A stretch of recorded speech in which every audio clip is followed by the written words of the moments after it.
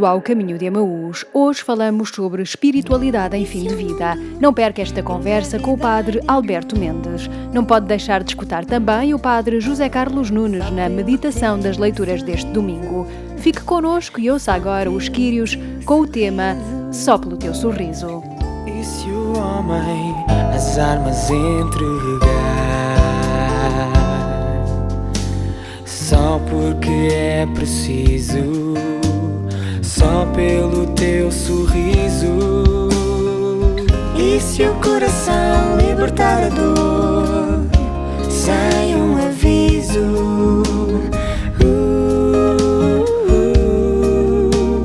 Só pelo teu sorriso, só pelo teu sorriso. Mostra-me agora o caminho. Quero uma vida diferente. Tu és a minha raiz. Quero ser tua semente.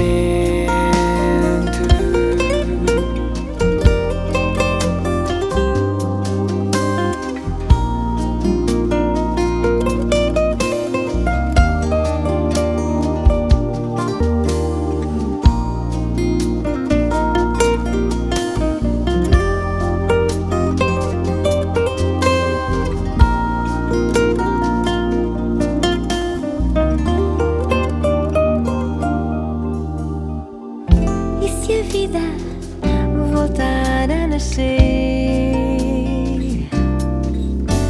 só pelo teu sorriso, só pelo teu sorriso.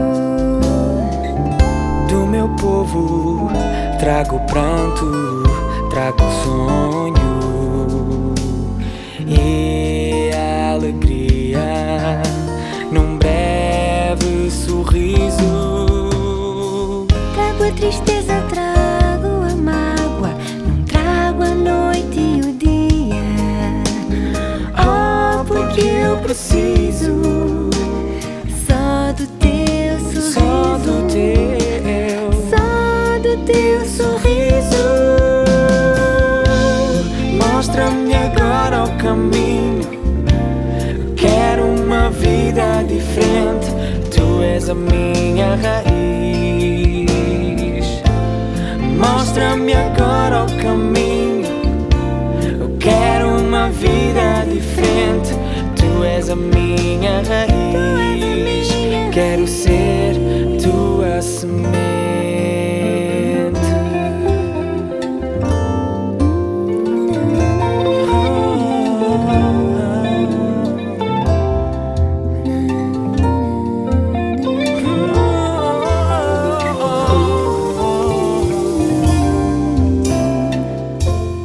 Mostra-me agora o caminho. Quero uma vida diferente. Tu és a minha raiz. Quero ser a tua semente. Diz o Papa Francisco: sabemos que se desperdiça aproximadamente 1/3 dos alimentos produzidos. E a comida que se desperdiça é como se fosse roubada da mesa do pobre.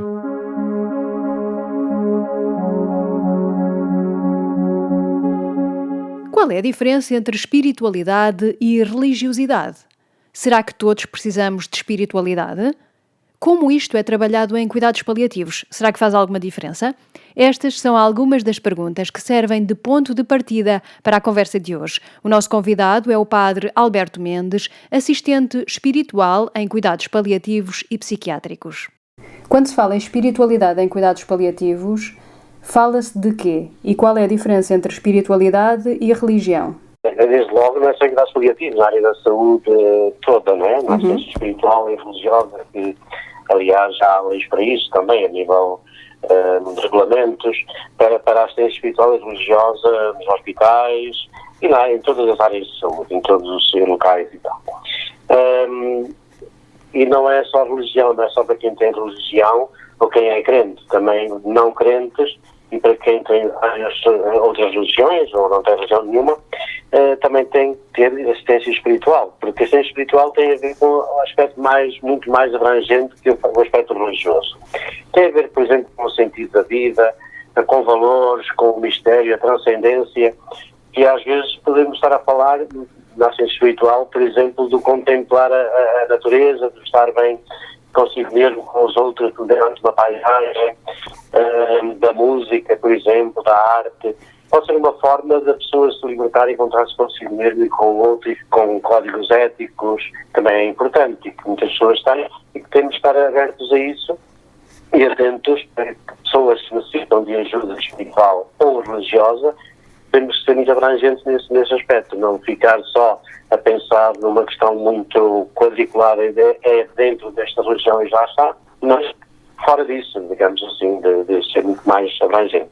E como é que este trabalho da assistência espiritual é feita nos cuidados paliativos? Como qualquer outro nível de assistência, então, a nível de coisas físicas ou sintomas físicos ou psicológicos ou sociais, também há sintomas espirituais ou problemas espirituais e religiosos para atender. Daí que numa equipa de cuidados paliativos, para ser uma verdadeira equipa de cuidados paliativos, tem que ser multidisciplinar, com várias disciplinas a cuidar da pessoa e da família, a pessoa doente e a família, não é? E que temos de estar atentos a esta realidade toda. Aliás, os pilares dos cuidados paliativos, que são 4, que a gente defende sempre, que é o controle sintomático, seja a nível físico, social, psicológico, mas também espiritual, é o apoio ao doente e à família, também a nível espiritual, é a comunicação, a parte da comunicação, sobretudo terapêutica, afetiva e também espiritual, e o trabalho em equipa, que faz parte destes 4 pilares, devem estar sempre presentes nos cuidados paliativos. Logicamente que a parte espiritual está sempre presente, ele deve estar, não é? Que pode incluir a religiosa ou não, como tinha dito, mas que deve estar sempre presente, como está o assistente social, como está o médico, o enfermeiro, como está a lidar com o psicólogo, com as outras dimensões da pessoa. Também a parte religiosa é mais uma dimensão importante da pessoa, fundamental e essencial, que se não for atendida, a pessoa pode não estar bem, não é? Pode não estar bem e pode não atingir, digamos assim, se é que podemos dizer, aquele bem-estar geral, não só a nível físico, mas também espiritual e psicológico, social, a nível geral, todo, não é? Isso é importante. Como é que a gente se faz? Através de diagnosticar também, como qualquer outra área, faz diagnósticos, nível sociais, físicos, não é? Um médico, qualquer outra área, também a nível espiritual. Devemos estar abertos ou preparados e também sensíveis para fazer, e com formação, claro, para fazer diagnósticos e intervenções. Saber analisar, saber descobrir na pessoa, estar atento aos sinais visíveis ou não visíveis que as pessoas demonstram, ou pedidos que as pessoas façam, mas às vezes até sem dizerem nada. E a gente tem que estar atento para saber e descobrir e ter aquela intuição. Esta pessoa doente, esta família, necessita de um apoio espiritual religioso, porque a psicologia é outra coisa, não consegue chegar lá, a dimensão física, ou social, então necessita desta intervenção. O diagnóstico também há instrumentos, aliás, para fazer isto, mas, por exemplo, faz muito simples. A gente pode questionar. Por exemplo, sinto-me em paz, tenho uma razão para viver, a minha vida tem sentido, se custa sentir paz de espírito, sinto-me amado pelos outros, sinto amor pelos outros, sinto-me perdoado, sou capaz de perdoar, sou capaz de agradecer, sinto-me gratuidade para aquilo que vai acontecendo, sinto-me com esperança, sinto-me bem com a natureza, com o mundo à minha volta. São pequenas questões, pequenas frases desses instrumentos que nos podem ajudar a fazer este tal diagnóstico, para depois podermos ver, ir de encontro a essas necessidades. Porque às vezes nós podemos estar a atender uma pessoa e vamos responder a coisas que ela não necessita, não é? Se calhar estamos a levar uma pessoa à missa e não é essa a necessidade que ela tem, não é? Se calhar é estar com ela apenas presencialmente, a proximidade, estar com ela, o toque terapêutico, ouvi-la, escutá-la, escutar ativa, que é essencial, não é? A atitude compassiva, de compaixão para com a pessoa, com determinadas técnicas, a relação de ajuda, podemos estar ali com ela. E que depois, se calhar, quem sabe, pode ser uma mensagem religiosa também que pode ser desenvolvida e que ela pede, a pessoa está a pedir, a família, mas às vezes pode não ser, pode ser outra coisa. Então, para chegar aí, temos de fazer um bom diagnóstico como qualquer outra área. Científico, digamos assim, com rigor, mas também com rigor ético, também com a tal humanização que falámos, que deve ser sempre em todas as áreas de saúde, mas sobretudo nesta. Eu agora trabalho também em psiquiatria, nas áreas paliativas, não é? Aos continuados, todas as áreas, ou seja, no apoio domiciliário também, quando as pessoas me chamam filho a casa a atender alguém, não é só para ir dar a santa unção. Felizmente, atualmente, hoje em dia, a nível de religião, quando se chamam, é mais para isso, quando a pessoa está a morrer, infelizmente, que nos chamam mais. Não deveria ser noutro sentido de que, quando a pessoa necessita de outras coisas, de outras dimensões de apoio, devíamos ser mais solicitados e infelizmente, que as equipas às vezes estão abertas a isso. É interessante quando às vezes é um médico, ou agente social, ou psicólogo, ou auxiliar, ou qualquer, que faz a referenciação para o assistente espiritual, ou para o padre, ou para algum assistente religioso, outra religião, porque descobre nesta pessoa que necessita de algum apoio especial que não está enquadrado na psicologia ou noutra área. E é interessante que qualquer elemento da equipa está desperto para isso, sensível e cá tem informação. Do que está a dizer, este trabalho é muito personalizado, ou seja, é um trabalho que acompanha cada pessoa de forma diferente, consoante as necessidades da pessoa, não é? Ora, exatamente, diagnóstico é quase como outra área também, não se pode fazer um diagnóstico médico para tudo igual, se tem dor de barriga, ou de pernas, ou de coração, ou tem diabetes, nem todos são iguais, não é? Cada um tem a sua patologia, a sua doença, as suas dificuldades. Também nesta área é igual. Há pessoas que podem estar muito bem, a nível do sentido de paz, do passado, que têm tudo muito bem apaziguado e perdoado, mas em relação ao futuro pode estar mal, sem esperança nenhuma, não é? Mas há pessoas ao contrário que podem estar com muita esperança, e, seja realista, às vezes, queres trabalhá-la também, ou sente-se amados e tal, e que a gente está à volta dela, mas há coisas que podem remover do passado, seja do ponto de vista psicológico, ou social, ou espiritual e religioso, que necessita de fazer esta paz, esta reconciliação com o passado, ou seja, nem todos uns em relação ao futuro, outros ao passado, outros do presente. Estas dimensões importantes da pessoa que têm que ser trabalhadas para a pessoa se sentir bem, digamos, no geral, não é? E então tem que ser de forma personalizada com cada um, devido à realidade de cada um, como é que cada um se sente, para depois poder, digamos assim, avançar. Claro que depois há coisas em comum. A religião, por exemplo, as celebrações, por exemplo, é uma das coisas, uma celebração litúrgica, a Eucaristia, no caso católico, por exemplo, que deve ser dimensão comunitária, fazer em grupo, em conjunto, em uma unidade, numa Maria, se possível, numa capela, aí sim, todos comungam, são aqueles que comungam da mesma religião e estamos todos a celebrar. Mas outras coisas mais íntimas da parte espiritual e religiosa que devem ser para a personalidade, é claro. Da sua experiência e do seu conhecimento, todas as unidades de cuidados paliativos têm esta área, trabalham esta área da espiritualidade ou de forma assim personalizada e acompanhada ao longo do tempo ou não? Nem sempre é possível por falta de recursos, não é? Infelizmente, por falta de recursos e às vezes também formação específica nesta área, porque uma coisa é para capelães no geral, a formação, não é? De hospitais e tal, em que tentamos nessas formações a nível diocesano, a nível das comissões episcopais, da pastoral da saúde social, tentamos desenvolver também esta área que é muito pedida. No entanto, às vezes não há disponibilidade de recursos de padres espirituais, seja leigos ou padres, por exemplo, ou nutricionistas religiosos, das religiões, estão disponíveis e com formação para isso. Um assistente espiritual ou um capelão tem que estar para todo o hospital, não é? Ou dois ou três, um hospital grande. Como é que vai atender de forma personalizada a todos, aquela multidão? Claro, nem todos precisam, nem todos querem, nem todos solicitam, não é? A liberdade religiosa passa também por aí. Mas, mesmo para aquelas solicitações que existem, elas têm que ser muito rápidas e não com o tempo que deveria ser. Porque o tempo do doente não é o nosso tempo. Isto é grande marca, porque às vezes o doente deve agora, eu só posso amanhã ou depois. Portanto, nos cuidados paliativos isto não pode acontecer, porque o tempo é uma coisa preciosa, não é? E esta assistência espiritual faz a diferença? De que modo é que faz a diferença? A pessoa está em sofrimento. E casos concretos, que até o próprio médico diz, bem, já dei a medicação, já vi que exames fizemos tudo, psicologia, outras áreas, já fizemos tudo e mais alguma coisa, mas a pessoa continua em sofrimento, falta qualquer coisa aqui. E então, às vezes quando descobrimos algum problema espiritual ou religioso, está por resolver, não é? E quando tentamos chegar lá e tentar solucionar e resolver, ou ajudar a fazer caminho com a pessoa, essa pessoa fica muito, muito melhor e sente-se muito melhor. E isto é evidente depois na relação que temos com a pessoa, de qualquer elemento da equipa que é capaz de ver, olha, de facto, depois desta intervenção, depois desta desabafo que a pessoa teve, de coisas que não estavam resolvidas no passado há tanto tempo, até com Deus, não é? No aspecto religioso, depois de resolver isso, a pessoa parece que ficou, vê-se no rosto que não há tanto sofrimento. Então há aqui um complementar, não é? Desta parte espiritual religiosa para complementar e ajudar e com as outras dimensões da pessoa, com os outros técnicos, digamos assim, das disciplinas, podem contribuir para um bem-estar geral.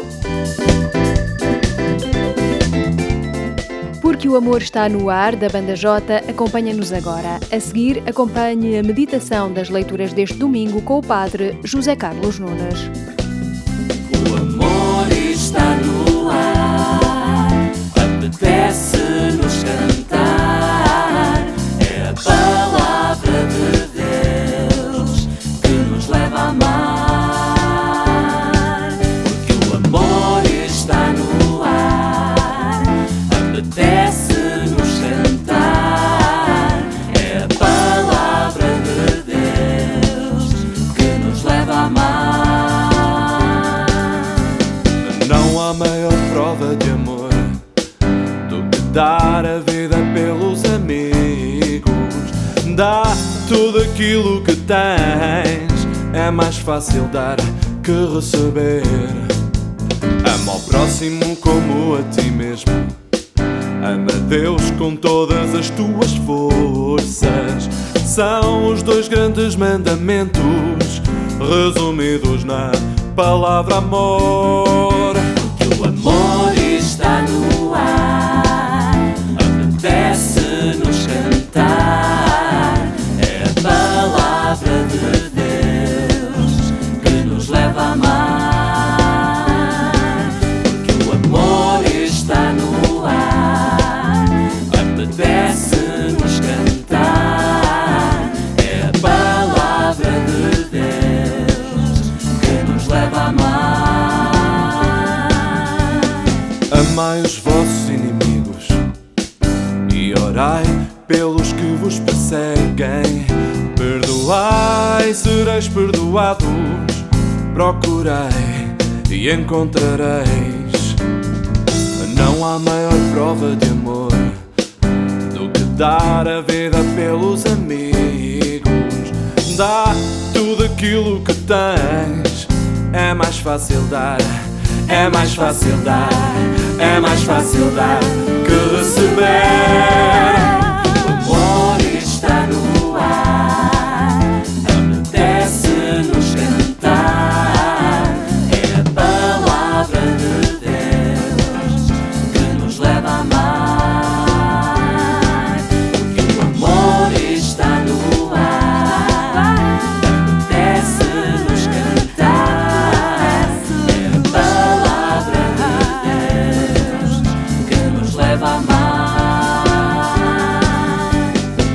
Está no ar. Está no ar. Está no ar. Está no ar. Está no ar. Está no ar.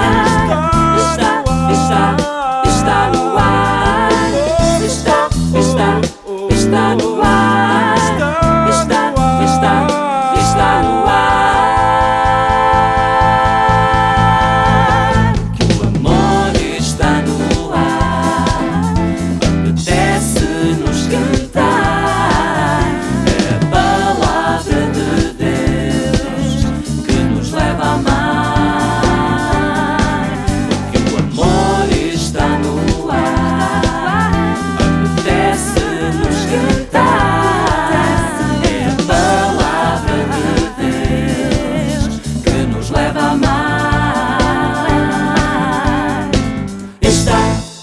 Na encíclica Laudato Si diz o Papa Francisco: hoje não podemos deixar de reconhecer que uma verdadeira abordagem ecológica sempre se torna uma abordagem social, que deve integrar a justiça nos debates sobre o meio ambiente, para ouvir tanto o grito da terra como o grito dos pobres.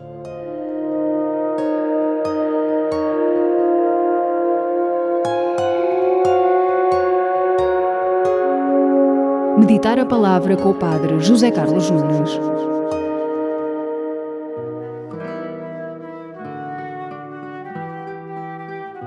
Jericó, na Bíblia, é a última etapa dos peregrinos que sobem a Jerusalém.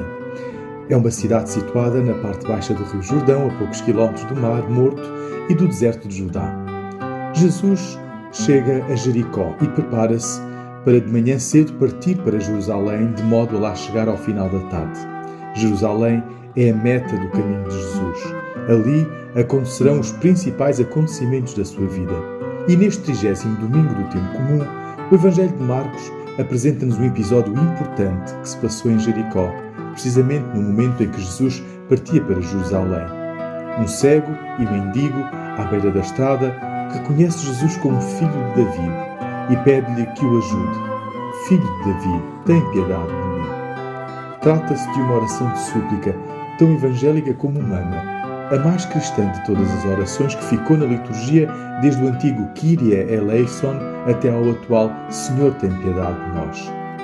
Mas não é apenas uma oração penitencial, pois não se trata apenas de pedir perdão, mas é uma súplica de misericórdia para com o Deus da vida, de modo que ilumine os nossos olhos para poder viver e ver. A força da oração está na nossa realidade, na nossa pobreza.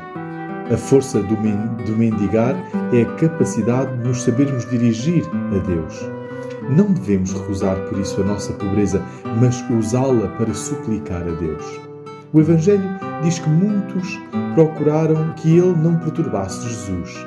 E aqui podemos reconhecer que são tantas as vozes que querem fazer calar a nossa oração, a nossa súplica, dentro e fora de nós.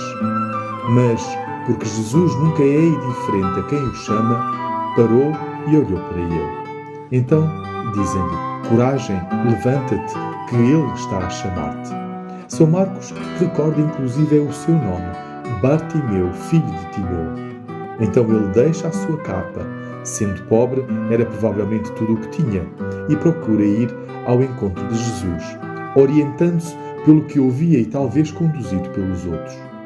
Também nós, na nossa oração, devemos abandonar todas as nossas explicações e imagens de nós mesmos e da realidade que nos circunda para nos determos apenas em Jesus e acolher a sua graça.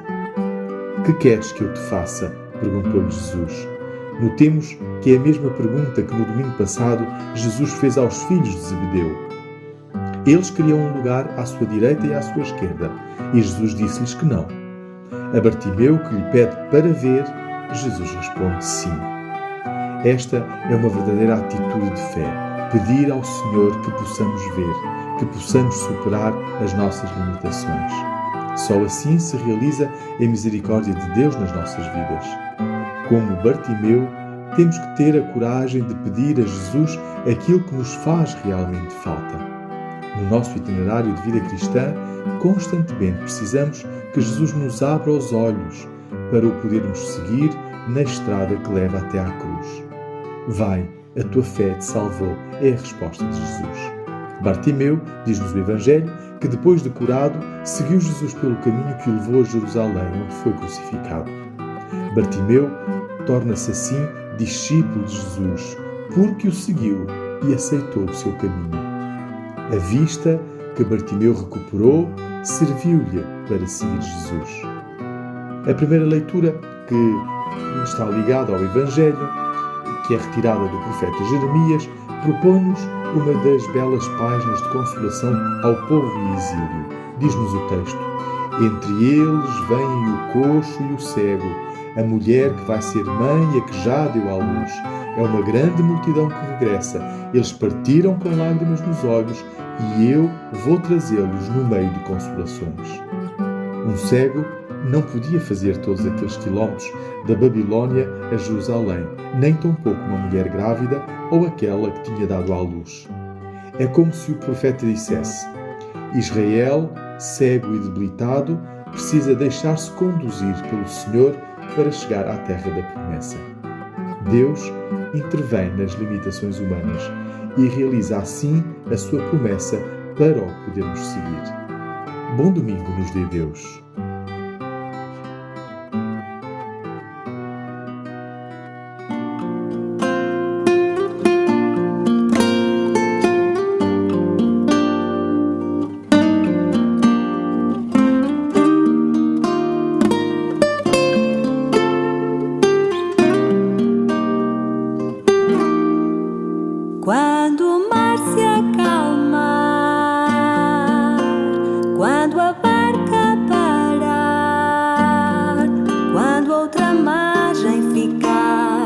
mais perto de mim. Vou dar graças por toda a calma que só tu me podes dar e que me faz continuar. Mesmo assustado e com medo, tu és o meu rochedo, onde a minha fé se sustém. Mesmo perdido e magoado, abandono-me ao teu lado. Tu amas-me como ninguém, meu Senhor, minha lei. Sabes que eu não consigo desistir de te amar. Pomos um ponto final no Caminho de Emaús de hoje com Claudine Pinheiro e o tema Onde está a vossa fé? Esperamos que nos acompanhe na próxima semana em mais um Caminho de Emaús. Foi um prazer estar consigo. Tenha uma ótima semana. Mais perto de mim, vou dar graças por toda a calma que só tu me podes dar e que me faz continuar. Mesmo assustado e com medo, tu és o meu rochedo, onde a minha fé se sustém. Mesmo perdido e magoado, abandono-me ao teu lado. Tu amas-me como ninguém, meu Senhor, minha lei. Sabes que eu não consigo desistir. Sabes que eu não consigo desistir. Sabes que eu não consigo desistir de te amar.